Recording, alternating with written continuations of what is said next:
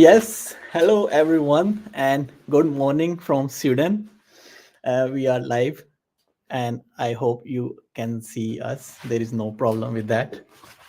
So, welcome to our weekly blog.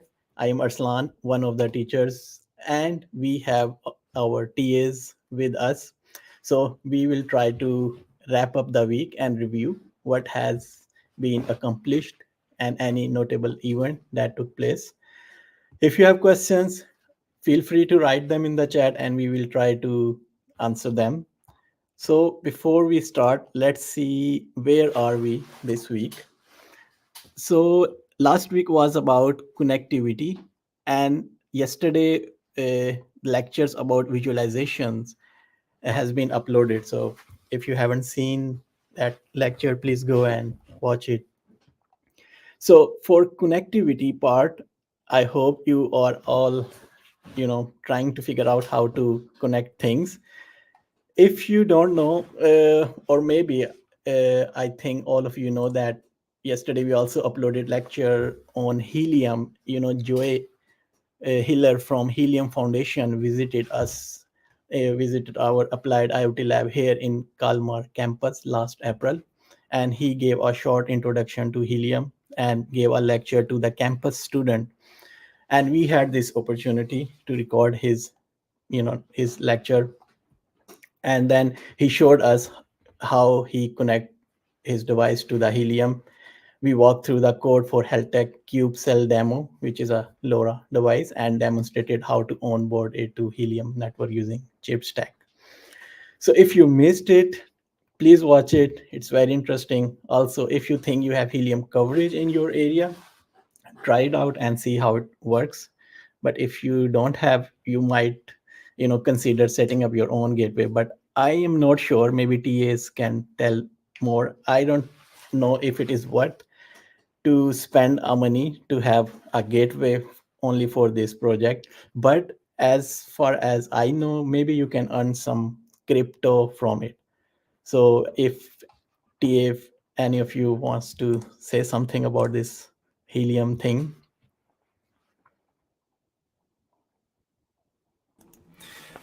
I'll chip in with it very much depends on your individual situation and if you have money to spend outside of like basic necessities. I mean, it's good for providing the service to others. I would say it's beneficial, but I don't go spending money that you don't have unnecessarily. That's a very non-answery kind of answer, but I don't know how much you make off of. I mean, if like I live in the countryside, if I set up a helium gateway, it's probably just going to be me using it. So yeah, I'll make money from myself. But Yeah, if you live in yeah. a big city, then maybe it's different. True. And here on the map, you can see the coverage of helium. It's everywhere, but maybe it's not there where you are at the moment. It's growing. So, and also I can share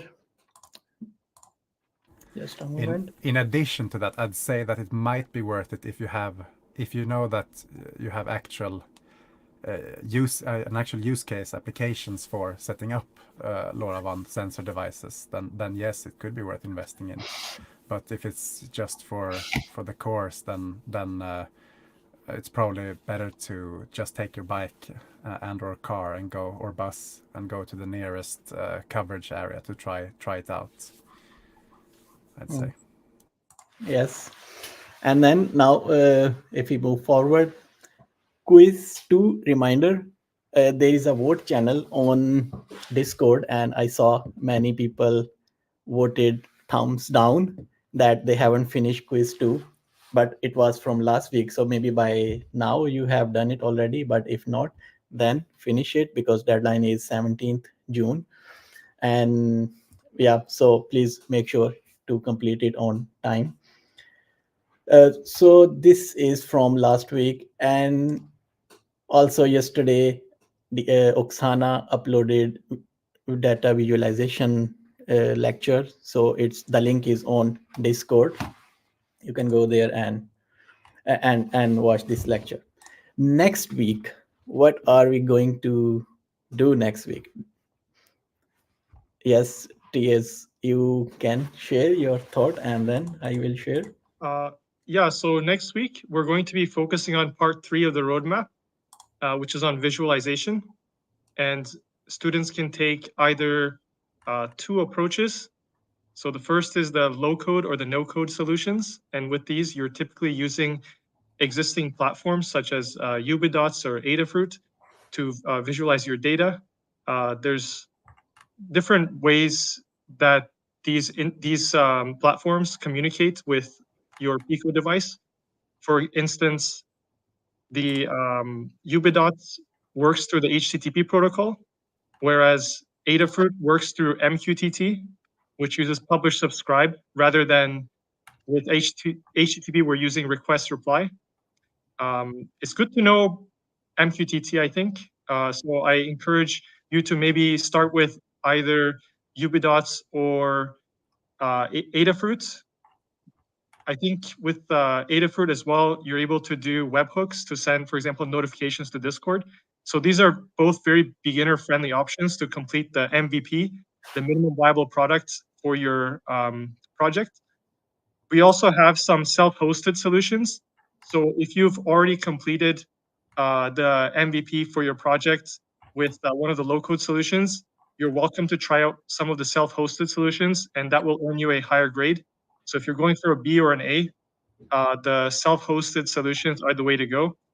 I'm not going to talk about them because I think we did this live lecture yesterday, so the video for that is available. But yeah, I encourage you to get started with the visualization as soon as you've completed, let's say, the Wi-Fi connection or the LoRa connection. And if you have any questions, we're available during workshop hours as usual to help you to debug or work through some of the challenges that you're having. And that's all I have to say. Yeah, and also next week we are going live. So we will have live stream from here in Kalmar campus at 10 o'clock. Maybe if you have seen this schedule, it's in workshop admin page. So at 10 o'clock, first we will wrap up, we will start our weekly blog and see how things are going. Then at 10:30, we will do 3D printing workshop with Tobias, is one of our teachers. That is very interesting. And then Oksana and TA David and Hamid, they are coming live from Hesselo to introduce the project, what they are doing there. That is also nice to see. And then Frederick will show smart lashing demo with Andreas. So Monday is going to be very, very exciting day. And then you will have again streaming from Hesselo. I hope you have seen this schedule. And would you want to say something from TS about this live stream? Are you joining or what are your thoughts? I'm going to have trouble to attend it, unfortunately, but I remember last year's live stream was a lot of interesting things going on. They showed setting up sensors in rather challenging environments, and there was a lot of very useful information being shared in that stream. Yes, and I yes, agree. yes. Also, the 3D printing part is also very interesting, I would say. So, yeah. Yes. And I think there is there also a quiz on 3D printing, or is that? Yes. Yes. Okay. There is quiz number 4 will touch upon 3D printing. Yes. So it's great to know a little bit about that as well. So I highly recommend you guys join in. Yes. And I know you all TAs are in contact with students and you are doing workshops. Today also at 1 o'clock, there is a workshop. So all students, please don't miss it. And some of the students I saw in question and answers, they are asking about if their project is good enough, what grade they can get. Maybe you have some insights. Last time I remember, Carl, you and Hamid, you showed us the list of all the interesting projects from last 4 years, including dog tracking and poultry farm monitoring, plant monitoring. You have your cat. Yes, cool. So that's nice. It's just a shell of its former self. It has been stripped down for parts, so to say. But yeah, I built a speed trap with the cat that showed the speed to the driver. So if the cat or if the tail went down too far, it would start wiggling faster and tell the driver to slow down, Yeah, or imply it at least. that's that's very nice. So, what do you think about with the current situations? Some students are still asking if their project is good enough. Uh, do you think there is any problem, or they are doing good?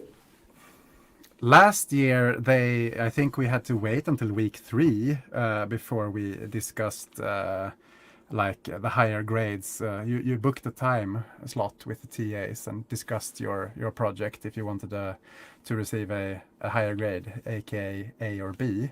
I don't know how we're doing it this year. Maybe someone can clue me in. Yeah, to get higher grade, you need to. What I understood is you need to be able to show some detailed analysis or something that you are doing, for example, connecting LoRa or helium, or you are showing all end-to-end things. And also, you need to present your project for a longer duration. And if you are aiming for higher grade, you need to tell us beforehand so that we can schedule your presentation accordingly. And that presentation schedule we will release later, but there are guides that how to get higher grade in the study guide, and it has been shared number of times. So there are links, or you can just go to that study guide link and see what you need to do to get higher than C. Yeah. Yeah, and I I think think oh, sorry. Yeah, go ahead. yeah, so I think Oksana did a really great job with the study guide, and it really details what are the requirements to achieve an A, B, or a C in this course. One thing students often overlook is that we do expect some participation, especially in our Discord channel, to get a higher grade. So if you're unsure and you want to aim for a higher grade, please come to the workshops and you can discuss your project with us, and we can kind of get a rough idea of what it is that you're aiming for, and we can kind of guide you based on that. And we can also give you suggestions and recommendations for example, how you should present the data in the next week.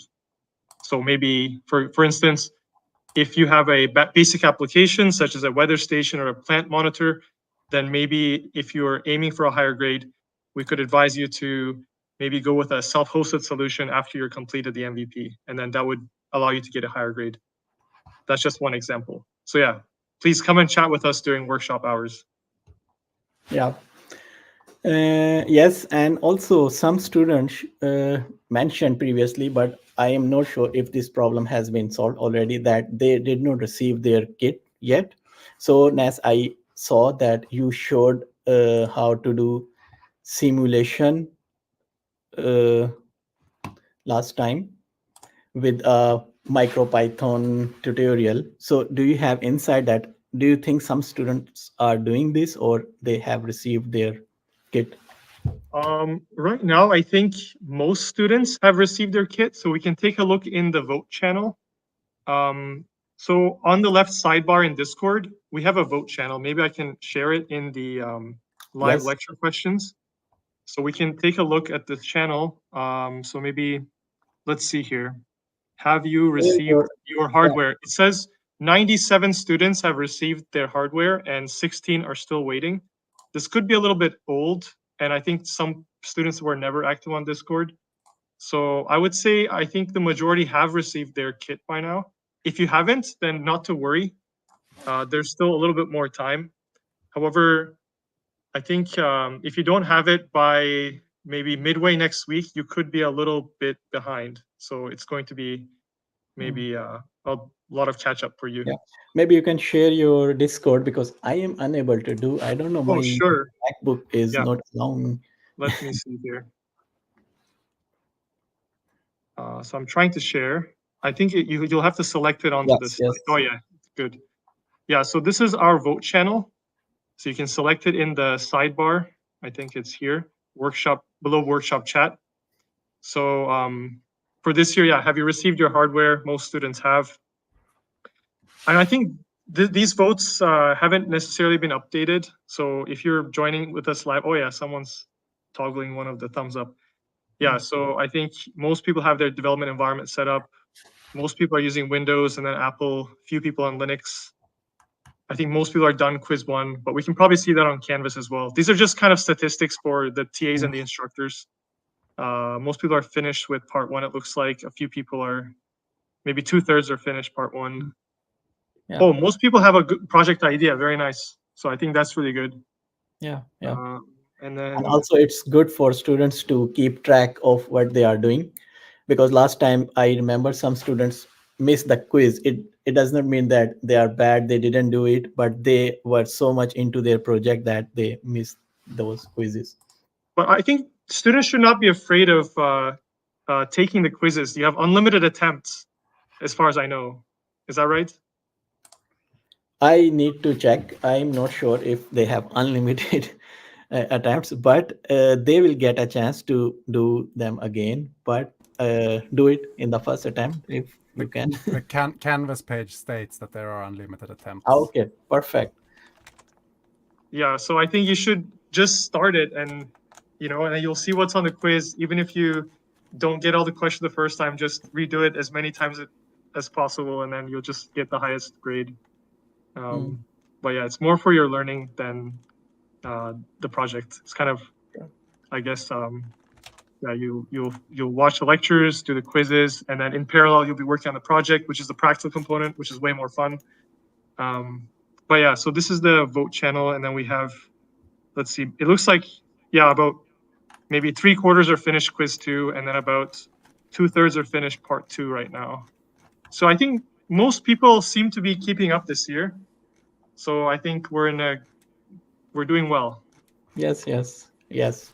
And you can also show the course announcement page and show them that visualization lecture and all are there.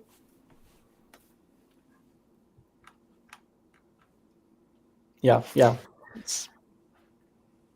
Yeah, I think most students are keeping up with the pace. I know some people I talked to were almost done with their projects, so that's also great. And some people who just received their hardware, they are still starting. But I just want to point out again that, like, if you just received your hardware and you feel a bit stressed, like, no worries, just come to a workshop. We will help you out and yeah, get you on track.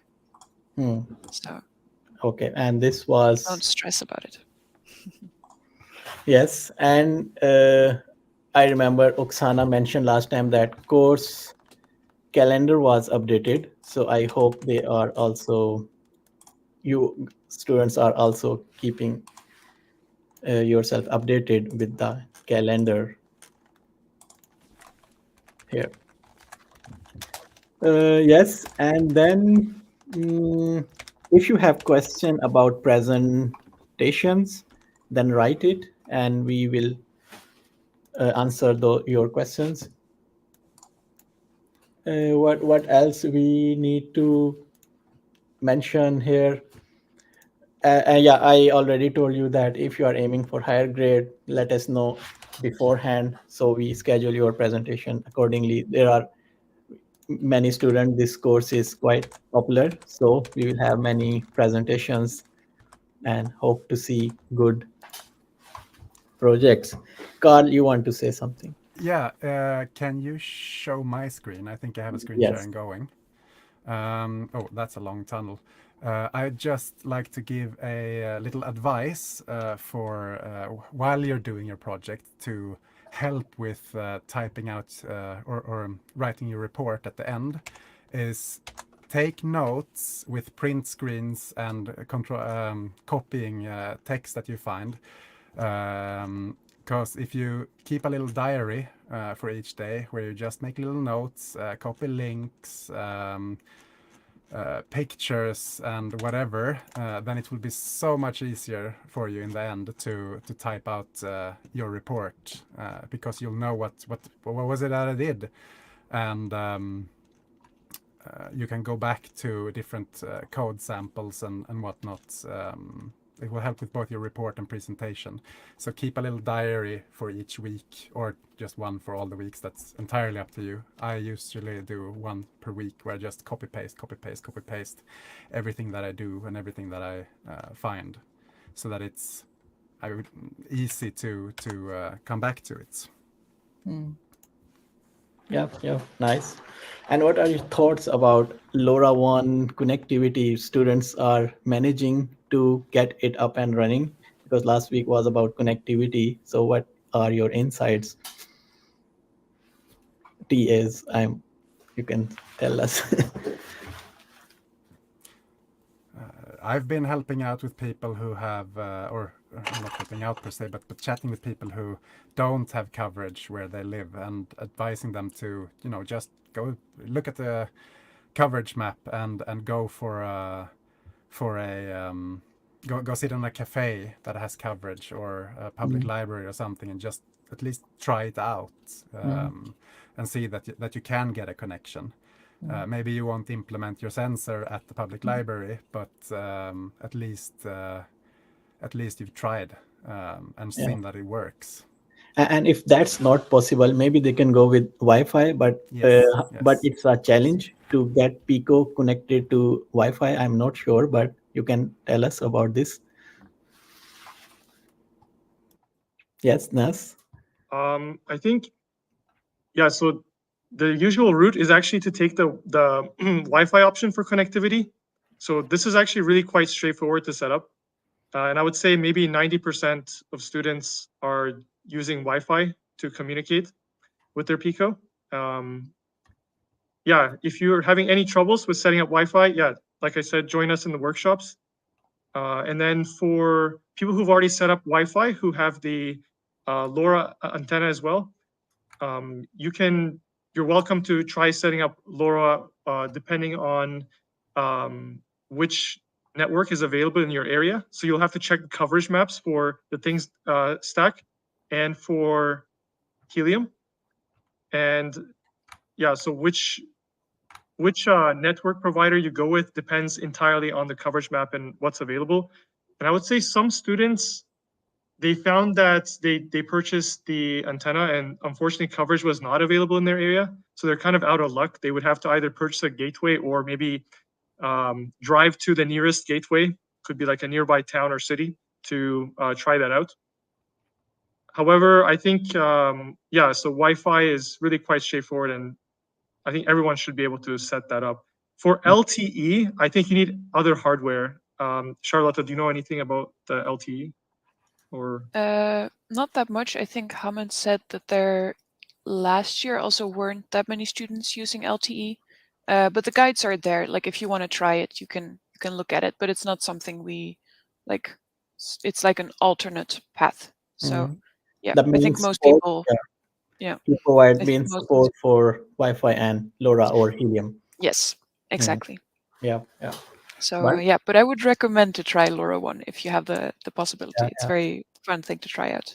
Yeah. I've been Or walking Helium. around myself because I don't have connectivity at home either. So I made this little scanner and I've been walking around trying to see if I can connect somewhere. And But how yeah, did you make it? Maybe you can share this insight and oh students yeah, can try it out. I just connected a little LCD screen. So it's updating, like it's saying, wait, let's see if I can connect it. It says like start join, So it's trying to connect, and right now I'm indoors and out of range, so it won't be able to. And then I made this little, I don't know if you can see, this little cat that's blinking while it's trying to connect, just because it's fun. But yeah, I also a tip maybe that you could use is if you have like a USB-C to USB-A adapter, you can connect it to your phone. And I downloaded this app that I can see the serial monitor on my phone, so that if you don't have an LCD screen, or an OLED screen is this actually, you can What see app the is? serial. I think the one I downloaded was called like USB terminal or something. It's just yeah, you can like see the terminal and it will output some information. So yeah, it says like trying to connect and then connected or no connection, and you can see it that way. So I was walking around with my phone connected to this little device, and then I got both power and the serial monitor. So that's useful, like if you're trying to go mobile. You Mm, don't have to walk around with your computer then. That's such a great tip. Thank you. yes, I hadn't thought of Yes. that. that's nice idea. All right. So now data visualization part. What do you think? What students needs to do to make it efficient, to make data visualization looks much better than it should be? I think, like you said also before, Nas, it's a very good idea to start with something like low code, like Adafruit or Ubidots or Datacake, and then you can, like, if you have that up and running and you feel like trying something else, you can always take a look at the TIG stack or the ELK stack and the other options we have there. And yeah, Adafruit is running on MQTT, which also the TIG stack, right, is also using MQTT. So it could be a nice like segue to try something more difficult if you start with that. Mhm. Yeah, but don't be afraid to try. We can always help you if you get stuck. So. Yeah, always try new things. And yeah, so this is all about this week. And next week, if we summarize, for now at 1 o'clock you have workshop. Yes. And then next week is live stream. And next week is also, if we look at this, just a minute, this our roadmap. So it's basically about data visualization.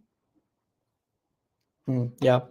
So then we can stop our live weekly blog, and we meet next week again if you don't have anything else. And also I don't see questions, so there are no questions, but we can wait 1 or 2 minutes to see if there is a question, because I can see someone is typing, Daniel. So I can see there's one question in the YouTube chat. They're asking, it's Patrick. He's asking, wasn't it the case that everyone had to make a presentation this year, even those who are not going for a higher grade? yes, that's true. Everyone needs to present, even if you are aiming only for C grade. And then, as I mentioned before, that when you, whatever grade you are aiming, you will tell us, and then we will schedule your presentation accordingly. And it's a must thing to do. Yeah. And also it's good idea. Last time I noticed some students recorded their project video and uploaded on YouTube. So when they were presenting, they shared a link on the chat, and everyone who was listening to them were able to actually see the video also what they did. So that's a good idea. And also when you present, share the report that you wrote on your project, so we can follow it along. Yeah, and in addition to what you said, Arslan, I'm looking at the course study guide, and there is a table that shows all the different You can things. share your screen, maybe. I can share my screen. Yes, give me a second. present, share screen, share screen. There we go, study guide. So this is the start page for the Canvas page for the course. Courses/402 in this year. And you click on read the study guide. Can't really zoom in. The study guide is a hyperlink which you can click, and you come to the study guide, and you scroll down until you reach this here table, and you can see that for an E you have to make a basic oral presentation. For a D, same thing. C, same thing. If you're going for B or A, then it's an advanced oral presentation. For every grade, you need to peer review other people's reports and have your own report peer reviewed. You have to do all the quizzes, and you have to write a basic tutorial. But for C and upwards, that tutorial report has to be made publicly available. And if you're going for B and A, then I think Oksana explained this in her video, what this 80% or above 80% effort means. Also remember to check the active participation column, that for an E, you are expected to participate in more than 50% of the course scheduled activities. And for advanced oral presentation, you will get more time to present. So you can have a comprehensive presentation to show what you have been doing. Yes. And there is one question which on Discord that, Nas, I think you have already answered that one. Yeah, so the question was, Carl Johan, are you typing? Maybe mute. Sorry. Yeah. So the question was about the requirements for grades C, D, and E, about what sensors must be used. So for the grades C, D, and E, and these are typically more basic projects. So you can use one or more sensors from the starting kit, and that's sufficient if you complete all of the other criteria. So for example, the DHC11 popular choice, but it doesn't have to be. You can use any of the other sensors. And of course, not all sensors are equal either. Like if you're using, for example, you can use a sensor in a very basic way. You can use it in a more sophisticated way.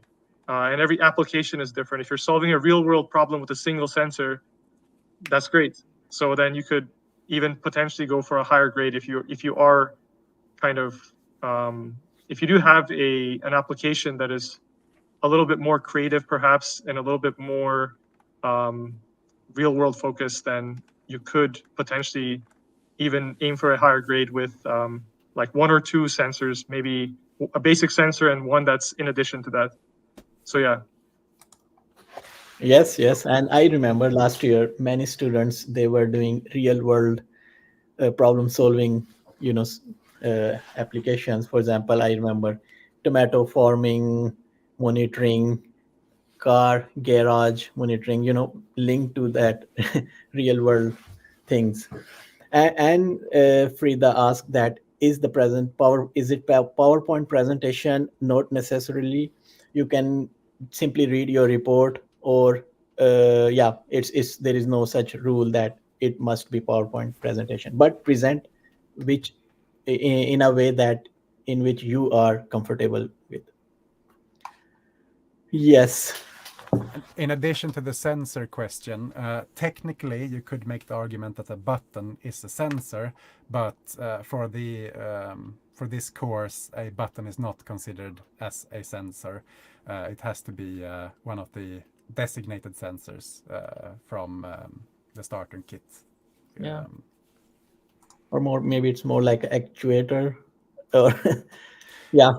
I'd argue that an actuator is something that interacts with the world, yes, but you're giving a command that does something to the world from the Pico, whereas a sensor I mean, you could have a force sensor, but a button is basically a very digital version of Yeah, a force true. sensor. It's either depressed or not. Yeah. But like I said, a button is not sufficient with regards to being considered a sensor in the scope of these projects. Yes, yes. If you're not sure, come to the workshop and talk with us. Yes. Or just write, if it is not a time of the workshop, then write in the questions, and all TAs are very active on Discord and will try their best to answer your questions. So we don't have more questions here. So at the end, would you like to say something more, or we can yes, then we can close our live stream. What we can say is have a nice weekend. Oh, we got another question. So for a real world example, can it be simulated? For example, instead of closing window, I close a small box with the servo. Yeah, in my opinion, TS you can tell more, but I think yes, true. Proof of Can, concept, yeah, sure. yeah. So it's more Because of you might not want to spend the money on a linear actuator that could cost hundreds of kroner or tens or 12 or lots of money. So then just use a small servo and make a little mock-up, and that would be sufficient to as a proof of concept. Maybe you'd have to open and close the window yourself to get the sensor data that's going to reflect the real world. But I'd argue that yes, what you're making are proof of concepts. yes. Yeah, true. So have a great weekend. Yes. See you Yeah. at 1 o'clock also for the workshop. Yes. But yes, have a So- great weekend. And if you find a time, look at the lectures and attend the workshop. Yes. Goodbye. Goodbye. Yes. Bye. Bye. Bye bye.